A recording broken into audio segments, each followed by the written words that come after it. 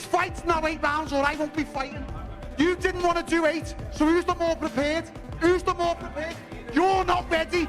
You're not ready, dickhead. I'm not sick of the sport yet. I still love boxing. I still love getting up in the morning and running. I love watching my body change over the 3 months of training camp. Darren Till explodes at Carl Froch during the opening press conference, unleashing a storm of threats that instantly electrify the room. His language is blunt, hostile, and clearly meant to shake Froch before a punch is ever thrown. Till projects relentless confidence, claiming he'll attack from every possible angle. The heated moment immediately transforms the event into a dramatic build-up for a high-pressure showdown. You're a shit out, and you're a closet child yet. Didn't want to shake my hand. He's a shit out, he didn't want to shake my hand. You're a shit out. Tried to do the pulling game, so you don't want to shake hands like men. You're a muppet. He's going to do it again. He's going to pull him again if you let him shake. No. Carl Froch answers with composed authority, insisting that few fighters are capable of truly challenging him inside the ring. He points back to his legendary battle with Andre Ward, emphasizing the lessons he learned about movement, timing, and ring intelligence. Froch suggests that experience has sharpened his preparation. His calm demeanor signals that Till's intimidation tactics will not disturb his focus. If you watch the fight against Andre Ward, watch my feet, watch what I was doing, watch my head movement or the lack of it, and my sluggish jab, then it's just... Darren Till intensifies his stance, making it clear he refuses to retreat from anyone, even outspoken figures like John Fury and his family.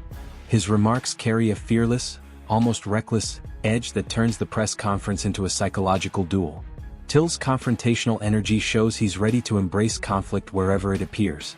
The tension becomes a battle of pride and dominance long before fight night. To everyone, I'm here to do what I'm here to do.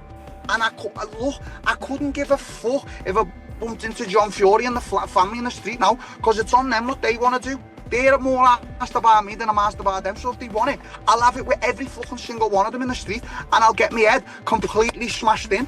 Carl Froch brushes off Darren Till with cutting criticism, suggesting the MMA star lacks the effectiveness required at elite boxing level. While he acknowledges Till's balance and basic southpaw backhand, Froch frames the contest as heavily tilted in his favor. His words carry the weight of experience, subtly ridiculing Till's chances. The underlying message to fans is unmistakable. Froch sees the matchup as routine. The old Bunsen burner, I'm thinking to myself, hang on a minute.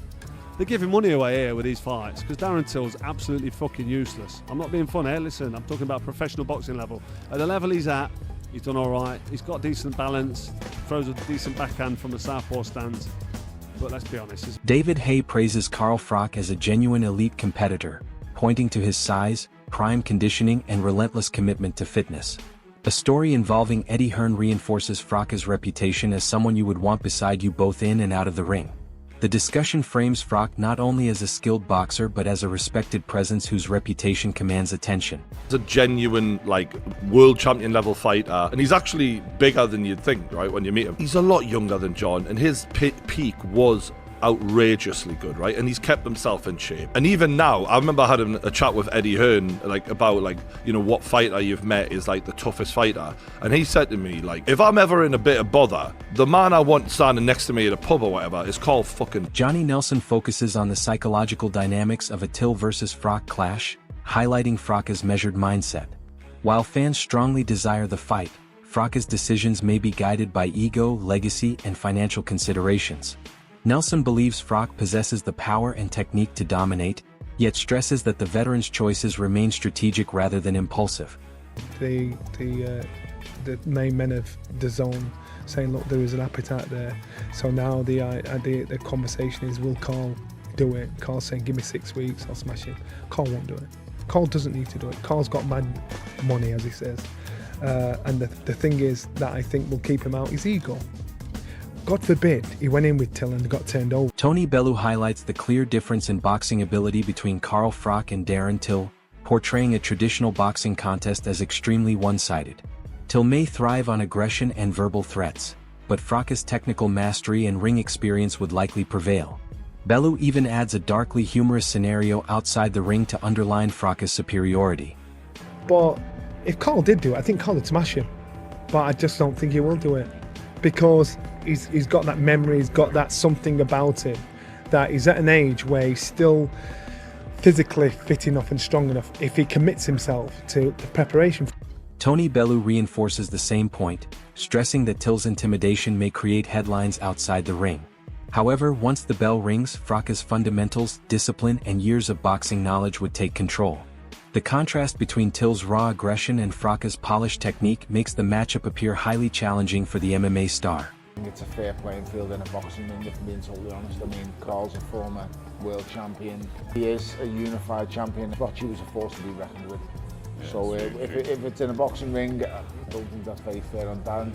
But if it is, you know, if they two were to meet in a dark alley somewhere, I don't think Carl's coming out the same. Dominic Ingle offers a personal perspective on Carl Froch, praising his professionalism and the respect he commands across the boxing world. Beyond his achievements in the ring, Froch's approachable personality and deep understanding of the sport earn admiration from peers. This reinforces the idea that Till would face not only a champion but a widely respected veteran.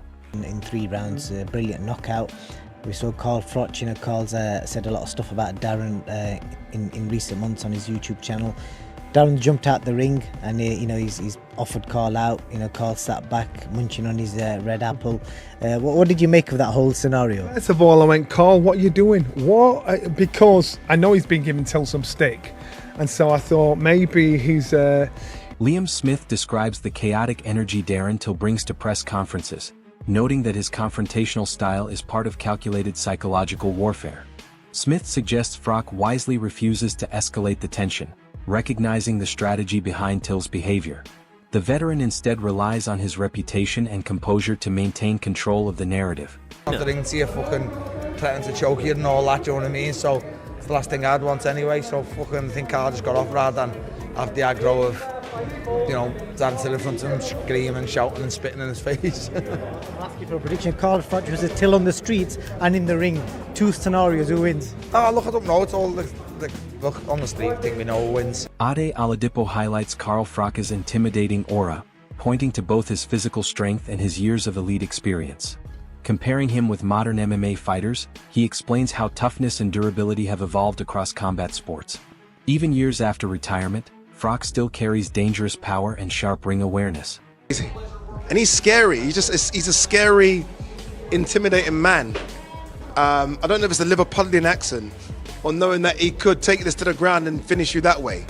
I feel like these MMA guys are scary because they know that they are the toughest guys on the street, right? It's not just, back in the day, the baddest man on the planet was the boxer. It's not that anymore, is it? I don't know who they're going to find to fight him. Carl Froch? I mean, there was Carl a bit of a fight him. Do you not think? Well, Carl's not fought for 11 years. I know he still looks great and he hits the bag, but no one's hit him with small gloves for 11 years. Liam Smith also recognizes the effect of time on any fighter's career. While Froch remains a legendary figure, age and years outside competition introduce uncertainty against a younger opponent like Darren Till. This creates an intriguing dynamic, pitting veteran experience against youthful aggression and energy. Carl Froch, unbelievable fighter, Darren Till knows that. Carl Froch is an older version of himself now, been out the ring a long time. Whether he wants to fight again is a different story, but look, I would love to see it now. On the street, it's a no-brainer. Lennox Lewis dissects Carl Froch's advantages with precise analysis. He highlights Froch's size, punching power, and tactical awareness, noting that many fighters struggle to defend against his feints and body attacks. Lewis portrays Froch as a strategic competitor whose ring intelligence makes him extremely dangerous. Heavier, potentially, probably not stronger than me. I'm a machine. Yeah. I'm like genetically gifted and all that. And it only takes one punch. And they're not good defensive fighters anyway. They, they go for the okie doke. You know what that means? Yeah. Give him one of those. Give him a little feint. Yeah. Couple of feints, good foot movement, walk him into a shot. Yeah. Probably dominate him with a jab. They don't know about body shots either. So what are you thinking? Easy work for the Cobra? Easy work for the Cobra. Can I be your coach, please? Jump in the corner, man. Easy money for the Lewis machine. Yeah. I want to be his coach. Let's have a team, all right, man. Just go out. Eddie Hearn discusses how the passage of time has changed the equation for Carl Froch. After roughly a decade away from real competition, facing someone like Darren Till becomes a different challenge. While Froch might once have dominated easily, years without absorbing punches could shift the balance. Nevertheless, his experience and ring IQ still keep the contest competitive. Since he's boxed. So, 10 years ago, he would have smashed Darren Till all over the shop, right? And I think Darren actually, like, for all Darren's madness, he's not an idiot. I think he knows that. But 10 years on, and not having took a punch in 10 years, and definitely gone a bit softer, because that's just life, it all of a sudden becomes, dare I say, a bit of a 50-50. George Groves provides a grounded assessment of Froch's physical readiness. Although Froch appears sharp and well-conditioned publicly, returning to genuine combat after years away carries serious risks. Groves notes that training cannot replicate the feeling of being hit during a real fight, introducing genuine uncertainty to the matchup. Versus Till, I don't know, man, he's 48 years old now, Froch. You know, he looks good when he takes a picture, you know, with a moody light in after a few abs and that. But Darren Till, he's still fighting, isn't he? He still knows what it's like to get punched in the teeth. It's been a while since Froch's been punched in the teeth. So I think he does well. I think it sells. I think if he wants to do it, he should do it. But I got a feeling Froch don't want it. I don't think Froch wants it. I think he says he wants it, but when it comes down to it.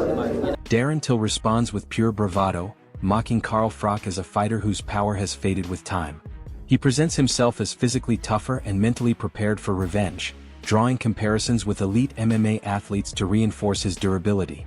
Till's comments escalate the psychological warfare surrounding the potential fight. I just thought I'd get the opinion of people that I respect, so I spoke to Rob McCracken, my old coach, and the feedback was positive, more positive than what I thought it would be.